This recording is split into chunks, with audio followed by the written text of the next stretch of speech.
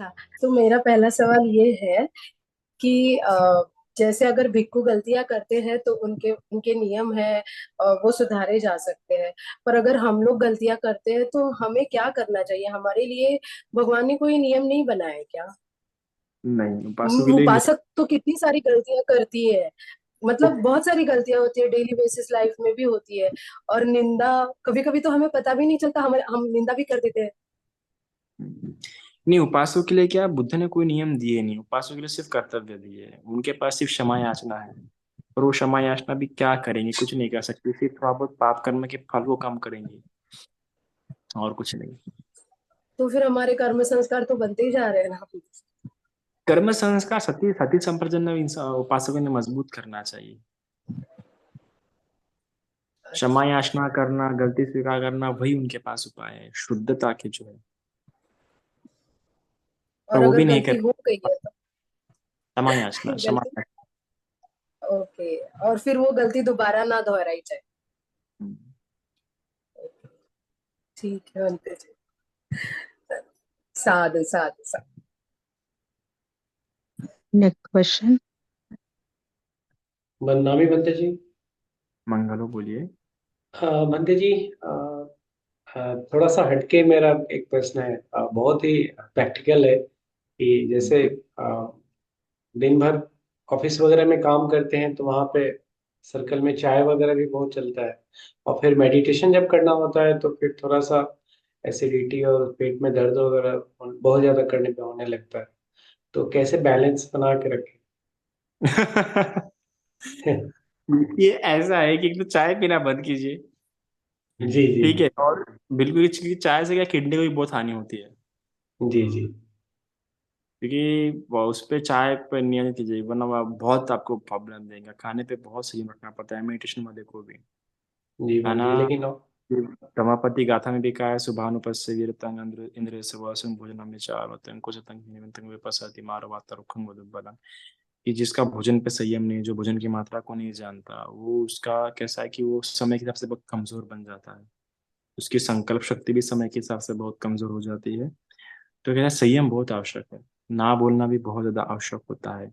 कि इस समय पे वगैरह एक अपना व्यक्तित्व वैसा निर्माण कीजिए, तो लोग भी समझ जाएंगे कि हाँ भाई, ये व्यक्ति का व्यक्तित्व ऐसा है, ये चाय वगैरह नहीं लेता है। वरना आपके स्वास्थ्य को ही हानि हो जाएंगी। फिर स्वास्थ्य बढ़ेगा तो मेडिटेशन तो पूरा छूट ही जाएगा। जी जी जी। बंटी जी, कोई विकल्प अल्टरनेटिव है क्या उसका, जिससे कि इसके लिए कैसा है अंतर्निवा? आपको जब दोस्तों ने चाय ला के दिया है, नहीं नहीं मैं नहीं लेता, साफ साफ नहीं बोलना सीख लीजिए।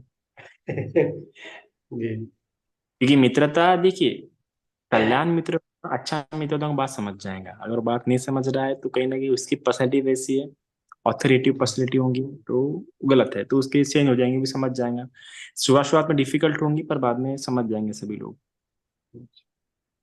धन्यवाद बंटी। साधु। Next question. वंदना में बंटी जी, दक्षा बोल रही हूँ। बोलिए। अ, मैं पहले भी आपके लेक्चर्स में सुना है कि आप बंटे जी को पर्सनल हेल्प कर सकते हो, और मेरे मन में तो कब से है। लेकिन आपको पता है, मैं जहाँ पे रहती हूँ, मैं वन ऑन वन नहीं हो सकता है, या फिर ओनली बात कर सकती हूँ। तो मैं किसी के ऐसे पर्सनल टच में नहीं हूँ, और सच में मैं हेल्प करना चाहती हूँ अगर किसी को जरूरत है तो। पता नहीं मैं कैसे करूँ, और अच्छे कर्म के हिसाब से मैं कर सकती हूँ, लेकिन मैं इसको और बढ़ाना चाहती हूँ कि ताकि अगले और जन्म अच्छे मेरे जाए, जो ऐसे हेल्प करती रहूँ, यार ऐसे ऐसे अच्छे अच्छे कर्म करने की शक्ति मिलती रहे। तो मुझे उसके उसके लिए मैं क्या करूँ, क्योंकि मैं किसी का मैं पर्सनल टच से नहीं हूँ इतना। अच्छा, जी जी जी, कोई बात नहीं। आप हमें पर्सनली मुझे मैसेज कर दीजिए। हम जब भी कोई रहेगा तो मैं आपको याद किया करूंगा कि देखिए हम लोग बहुत अच्छी बात है। इन मंदिर की सहायता करने जा रहे हैं, आपको योगदान करना हो तो आप कर सकते हैं। अच्छी बात है, पक्का मैं करती आप हूँ ये मैसेज। कीजिए कि हाँ हाँ बनते जी पक्का। दफ्तर है, हमारा ऐसा ऐसा संकल्प है, तो आप मुझे याद कीजिए कुछ भी जरूरत हो हाँ पक्का। तो हम हाँ याद किया पक्का करेंगे बिल्कुल। आपको। ठीक है। हाँ, thank you. Sadhu Sadhu. Next. नमो बुद्धाय, कोटि कोटि वंदन पूजनीय बंदे जी। मंगल हो अभिषेक, कैसे हो? ठीक हो बंदे जी? परेशान था लेकिन अब थोड़ा ठीक हूँ पहले। साधु साधु बंदे साधु। जी, मेरा क्वेश्चन बंदे जी ये पहले से था। बंदे जी, मैं तो स्टूडेंट हूँ, अभी अभी मैं कमाता नहीं, लेकिन मेरी इच्छा बहुत होती है दान देने की, बट मैं दूं क्या बंदे जी? तुम्हारी इच्छा है ना, वही बड़ी बात है। देखना, तुम्हारी इच्छा है कि आगे जाके तुमसे बहुत अच्छा कार्य कराएंगे संघ के लिए। इच्छा रखो, एक इच्छा होनी चाहिए कि करना तो है। तो जब इच्छा है तो अपने आप वो तीव्र इच्छा बना रहो कि हम भी उसी सब इससे होके आए हैं। तो कई बार ऐसा लगा कि हाँ करना है, पर कई बार ऐसा नहीं, अवसर कभी कई बार थे तो अवसर नहीं थे, अवसर तो ये नहीं था, पर समय रहते सब आ ही जाता है मौका कि नहीं। तो इच्छा रखो जरूर, और जरूर नहीं कि हमेशा धन हो। देवता तक तुम्हें सहायता करेंगे, देवता तक की नहीं नहीं भाई, इस इंसान को ये कर सकता है। वो तुम्हारा अगर पोटेंशियल रहेगा ना, तुम्हें ऐसे काम अपने आप आ जाएंगे, तुम्हें बराबर, हाँ यहाँ पे तुम्हारी जरूरत थी, बराबर आ जाएंगे। जी तो तुम बंदे चिंता मत करो, बराबर आ जाएंगे तुम्हारे पास। जी बंदे जी। बंदामी मंगलो बंदे जी। बोल मंगलो बोलिए। बंदे जी, जैसे आपने बताया था कि ये तो हम छिंदवाड़ा में रहते हैं, यहाँ पे बिहार नहीं है, बिहार तो है पर वहाँ भिक्षु नहीं रहते हैं, सिर्फ हम्म। वर्षावास में आते उस समय तो करते हैं, तो बाकी समय के लिए है तो डेली में कैसे किस टाइप से है तो हम उनके कृतज्ञ बने या कैसे क्या करें? वैसे तो हम मतलब मेडिटेशन भी करते हैं, पक्षियों को दाना भी देते हैं, और शिविर भी करते हैं, और मतलब हर पूर्णिमा अमावस्या अष्टमी को भी दान करते हैं, जो विपश्यना सेंटर है उसमें अक्सर करके दान करते हैं, हम ब्रेगाटोला में विपश्यना सेंटर के लिए दान करते हैं। तो मुझे और क्या करनी चाहिए वो जानना चाहिए था। देखिए, जो भिक्खु भिक्खुनी आते हैं वहां पे, उनके संपर्क में रखिए, उनका फोन नंबर लिया कीजिए, समय समय पे, महीने, एक महीने में, 2 महीने में कॉल किया कीजिए।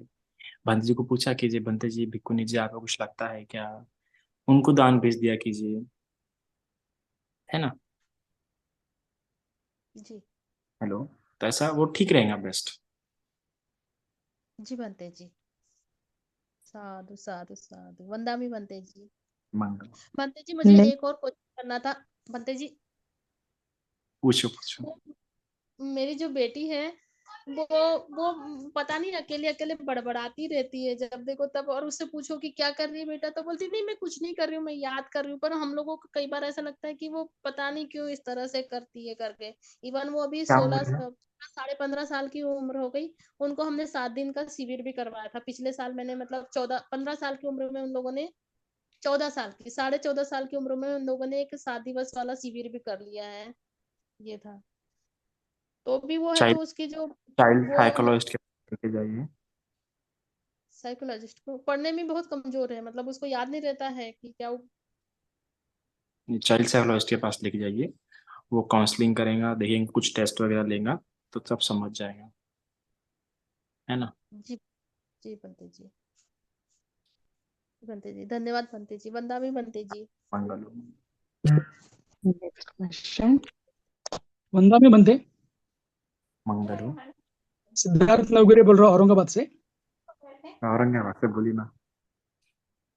बनते जी, मैं मतलब भिक्षु संघ को हमेशा चाहे फलदान हो, अष्टपरिष्कार हो, अर्थदान हो, भोजन दान हो, ये हमेशा करता हूँ। पिछले महीने में मैं सत्यपठान के लिए बोध गया गया था, तो मेरे हम्म। मन में ऐसा ख्याल है कि पच्चीस बुद्धों को मुझे दान करना है, लेकिन अभी 25 बुद्धों को दान कैसा हो सकता है मेरे से, क्या क्या पॉसिबल है मतलब? पच्चीक बुद्ध को आप बुद्ध शासन में नहीं कह सकते दान। पच्चीक बुद्ध अच्छा। इस बुद्ध शासन में नहीं होते, बुद्ध शासन के बाद ही होते हैं। जब बुद्ध शासन नहीं रहता तब पच्चीक बुद्ध होते हैं। अच्छा, मतलब ये पॉसिबल ही नहीं उनको दान करना, जब बुद्ध शासन चला जाएगा तभी कर सकते हैं। हाँ, तब होंगे तो कर सकते हैं। बताना था या मुझे पूछना है कि जैसे मेडिटेशन हम लोग बोलते हैं, लेकिन जैसे हमें छोटापन्ना बनना है या आगे की अवस्था में जाना है, तो अ, उस रास्ते पर जाने के लिए जिस टाइप से मेडिटेशन होना चाहिए, क्योंकि आप इतनी स्पष्टता से और इतनी क्लियरिटी के साथ में धम्म को बता रहे हैं कि मुझे बहुत खुशी हो रही है कि आप बहुत स्पष्टता से धम्म को बता रहे हैं। जैसे आज मैंने पुनर्जन्म के बारे में सुना, तो मुझे ऐसा लगता है कि इतनी स्पष्टता से आप गुणगान करते हैं धम्म का, मैंने काफी लोगों को लिंक भेजी है और आपका ग्रुप भी ज्वाइन करने के लिए बोला है। लेकिन मुझे भी ऐसा लगता है कि एक सही मार्ग आप बता रहे हैं। तो मेडिटेशन में हम कैसे प्रगति कर सकते हैं ना, उसके बारे में पूछना था कि कैसे हम उस अवस्था को प्राप्त कर सकते जी, मुझे इतना लगता है, मैंने जितना पढ़ा, जितना साहित्य से होकर गुजरा हुआ, और जो अनुभव, मैं खुद नहीं हूँ सोतापति, लेकिन मैं बिल्कुल सोतापति नहीं हूँ, पर मुझे जो लगता है सोतापति होना बहुत आसान है उपासकों के लिए बुद्ध शासन में। भिक्षुओं के लिए अरहंत होना आसान है, पर सोतापति होना कठिन है भिक्षुओं के लिए। पर उपासकों के लिए सोतापति होना बहुत आसान है, बहुत ही आसान है। और मैं कह रहा ना, और उस मेडिटेशन की ज्यादा आवश्यक नहीं है सोतापति के लिए। मेडिटेशन उतना आवश्यक अंग नहीं है जितना आवश्यक अनागामी के लिए है। सोतापति व्यक्ति के लिए बिना मेडिटेशन के भी सोतापति इंसान सोतापति हो सकता है। आनंद उसके ज्वलंत उदाहरण है। और आप जैसी उपासक का तो बहुत आसानी से हो सकती है। हैं। मैं सही में मजाक नहीं कर रहा, मैं ऐसा मजाक में नहीं बोल रहा, पर रियली में जितना आपको देखा है, कई सारे उपासक जो मेरे आंखों के सामने, मैंने अपने लाइफ स्पैन में, जितने लाइफ में ज्यादा हुआ भी नहीं लाइफ स्पैन, पर मैंने आंखों के सामने जो उपासक आए उनको देख के मुझे लगा कि इन लोगों के सोतापति होना बहुत आसान है। आप अपनी श्रद्धा इसी प्रकार बरकरार रखिए, पर श्रद्धा को ओवरफ्लोड मत होने दीजिए, कहीं आपकी श्रद्धा ही बाधा ना हो जाए। पर एक बात है सोतापति के लिए कि सोतापति फल में श्रद्धा बाधा नहीं होती है, अनंत फल में हो सकती है। जैसे आनंद को हुई थी, आनंद में बहुत श्रद्धा थी, बहुत श्रद्धा, बुद्ध के प्रति असीम श्रद्धा थी, इसलिए भी वो इतने आसानी से अरहंत नहीं हो पाया। श्रद्धा ही उसके अरहंत होने में, पर सोतापति हो गया था वो। तो सोतापति उतना कठिन पद नहीं है उपासकों के लिए। बस उनको क्या करना है, योनिसो मनसिकार और कल्याण मित्र संगता, जो चार जो बातें बताई गई है, ईमान धम्मान धम्म पटिपत्तिया, तो बहुत आसान हो जाएगा। योनिसो मनसिकार स्ट्रॉन्ग करने की कोशिश कीजिए, कल्याण मित्र की संगति कीजिए, तो बहुत जल्दी आपको लाभ हो जाएगा, बहुत जल्दी लाभ हो जाएगा। कोशिश कीजिए कि एक से रिट्रीट्स लीजिए वर्षावासों में जो होते हैं ना, कठिन चीवर दान करने का, एक बार वहां कभी अवसर मिले जरूर कठिन चीवर दान करने के लिए जाइए, वो पुण्य का इस्तेमाल कीजिए, तो हो जाएगा। चित्त में अगर बहुत नम्रता होगी, आंखों में बहुत जल्द आंसू आ जाते हो, थोड़ा क्षमता फिर पुष्ट करने का प्रयास कीजिए, बस ये हो सकता है। अगर चित्त में बहुत जल्दी आंसू आ जाते होंगे, तो उसको थोड़ा क्षमता में थोड़ा सा उपेक्षा भावना, उपेक्षा ब्रह्म विहार डेवलप करने का प्रयास कीजिए, तो बहुत कल्याण होगा आपका। साधु साधु गुंते जी। जैसे मैं महानाग रत्न दादा के संपर्क में हमेशा रहती हूँ, उनके बहुत सारे टीचिंग है वो मैं लेते रहती हूँ। और मैं वही बात मुझे इतनी अच्छी लगी आपकी बात, वो सही में कि आपने जिनसे धर्म प्राप्त किया उनको आप अभी तक नहीं बोले, जो कृतज्ञ जो भाव जो आपका मैं देखा ना, और उसी कारण वो जो आपने धार्मिकता जो दिखती है ना, वो अद्भुत है। मैं जब देखा, मैं बोला आपकी पूजा स्थान में बनते महानाग रत्न जी की फोटो, वही उपासक की, आप वो शौक कि बोला क्या कृतज्ञ भाव है। मैं सब बताना चाहूंगा अभी, आप जितने भी उपासक है, कि आशा जी बनते महानाग रत्न जी से धर्म सीखे, उनसे वो धर्म में आए हैं, और आज भी उनकी जो श्रद्धा है महानाग रत्न के लिए वो अतुलनीय है, जबकि महानाग रत्न ने चिवर छोड़ दिया। इनके पूजा स्थल पे महानाग रत्न जी की फोटो है, आप इमेजिन कर सकते हैं। मैं इतना देख के भोर, एकदम ऐसा विभोर हो गया था वहां पे। हाँ, क्या श्रद्धा है। वो भी एकदम ये हो गए होंगे, आश्चर्य होंगे ऐसा शिष्य प्राप्त करके कि बाप रे, उनको लगता है कि मेरा भिक्खु जीवन सार्थक हो गया। आपको देख रखता हूँ कि मेरा भले कुछ कितने भी दिनों का, कुछ क्षणों का भिक्खु जीवन क्यों न रहा होगा, वो सार्थक हो गया। बहुत ही अद्भुत और कृतज्ञ भाव आपसे सही में सीखने लायक है, बहुत ही प्यारा। और आप एक कृतज्ञ भाव के कारण आप धर्म पथ से कभी च्युत नहीं होंगे। आप भले स्वतापति हो या ना हो मुझे पता नहीं, पर आप धर्म पथ से कभी च्युत नहीं होंगे, क्योंकि आपका कृतज्ञ भाव टिका हुआ है। कितने भी आपके जीवन में उतार चढ़ाव क्यों ना आने दो, मुझे पूरी गारंटी है कि धर्म के प्रति आपके मन में कभी निराशा नहीं होगी। तो ये कृतज्ञ भाव संभाला हुआ है आपने, और भगवान कहते हैं इसमें कृतज्ञ भाव है, वो उस मायने में धार्मिक है। तो ये है।